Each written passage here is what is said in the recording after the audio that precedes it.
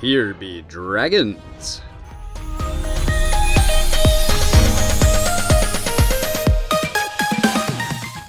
Hey there trainers, welcome back. You're with PewterCityJim, and today we're going to be adding a few new pages to our Solah Pokedex. Solah is this channel's ongoing mission to create a Fakémon region based on Southern California and some of the surrounding areas. We got wilderness and wildlife galore, so it's fertile ground for ruminating on monster design. As always, if you'd do me the honor of liking, subscribing, or saying hi in the comments, that would be super awesome of you. Remember trainer, you are welcome here. Anyway, Smaugust. This isn't, unfortunately, me drawing a dragon every single day of the month based on prompts. I just do not have that kind of time, but I figured it would be a fun way to introduce two dragon-type families of pseudo-legendary. Solah has two pseudos already. One is a regional variant on the Goomy line, and one is a form-changing ghost. They get stronger by absorbing smaller ghosts. The two lines we're looking at today are a bit more traditional, though, in that they're native to the region and just evolve via level up. And just for fun, let's make them rival lines. Fire and Ice.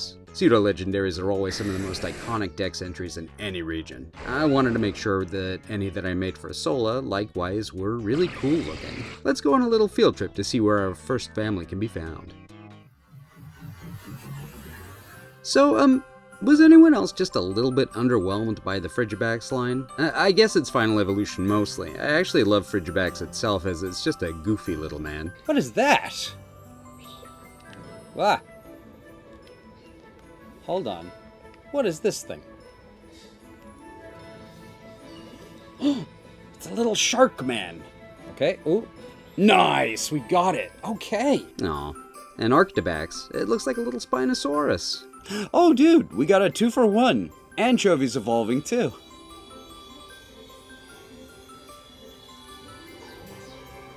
Oh, my gosh. It's a Spinosaurus. It looks so cool. I literally couldn't wait to see what it was going to evolve into. Oh, nice. What a way to end the episode. I didn't know this thing was going to evolve. Oh, I bet it's going to look so cool.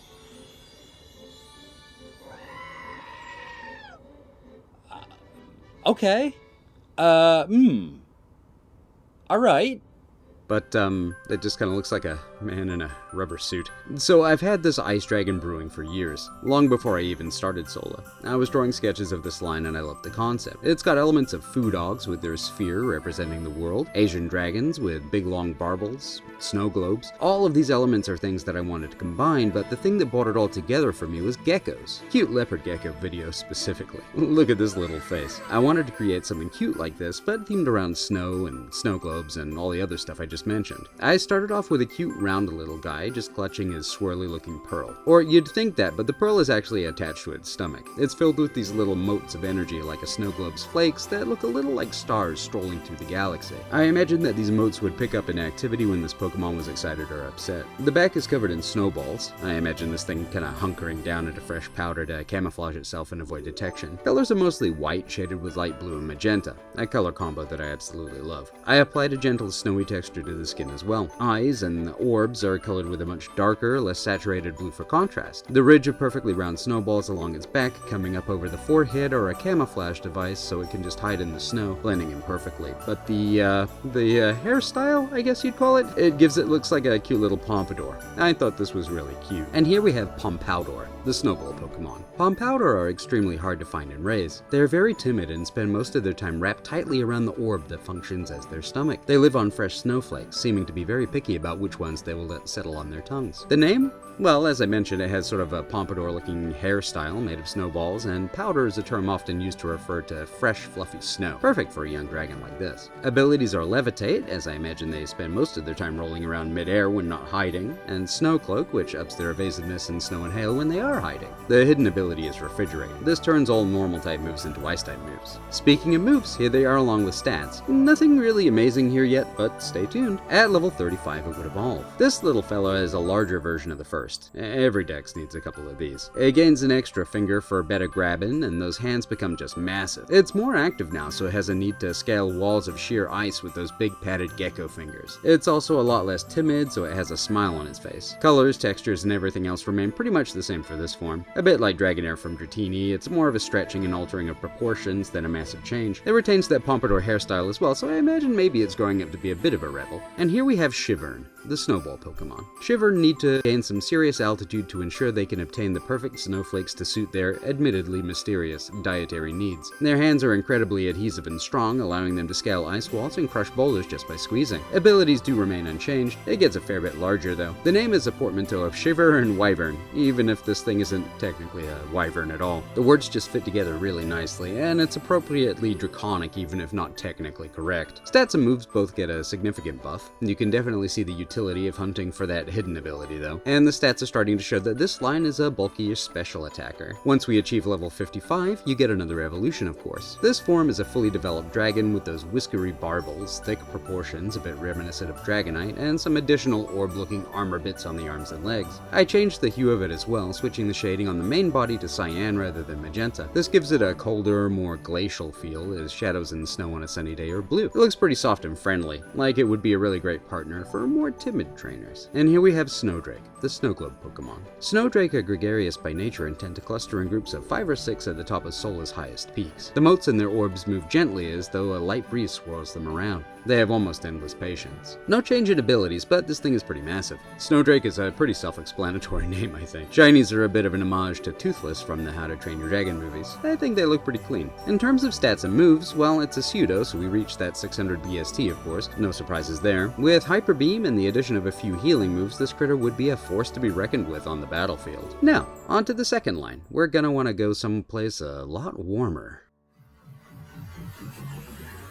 A super common sight on sidewalks all over the place here is the western fence lizard, also known as the blue-bellied lizard. You can find them in a bunch of places, of course, but mostly I see them on sidewalks or sometimes inside if they've squeezed under the door looking for shade or food. Oh, and on fences, which is where they get their common name. And the other name that they have is because the males have, what else? Blue bellies. I've wanted to do a blue belly lizard Pokemon since I started Solah.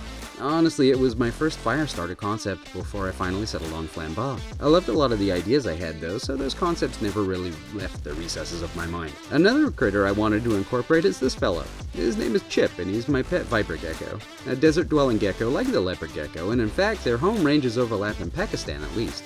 They do look pretty different from one another though. But yeah, desert lizards. Look at how fat his tail is. This'll be important later. With the Palm Powder line being ice, this one is the opposite and is a fire type. I went with a striking blue and purple combo, adding in orange scales along the back. My idea for this guy is that it hops along on its big broad tail. It doesn't touch the ground with its feet often, instead opting to raise itself off the ground and yell to look more intimidating. I wanted to give it a big grin. It likes to scare off other Pokemon from its favorite basking spot where it soaks up the sun to enhance its fire abilities. The tail is fat like that of desert geckos, where it would store water and fat for when times are dry and food is scarce. And here we have Cyanute, the basking Pokemon.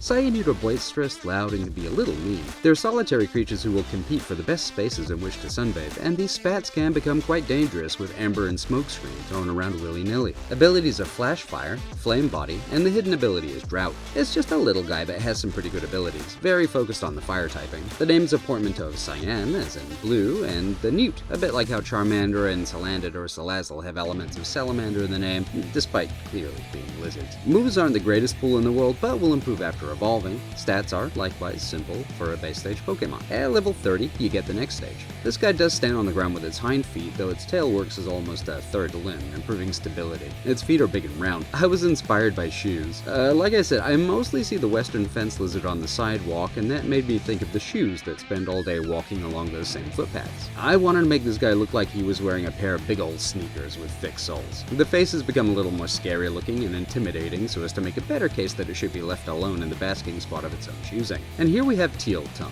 the basking Pokemon.